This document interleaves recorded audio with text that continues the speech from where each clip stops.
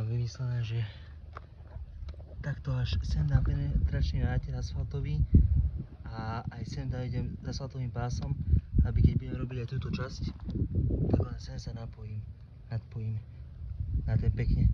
Nech nevznikne mi tuto taký blbý roh otvorený. Tak toto spravím.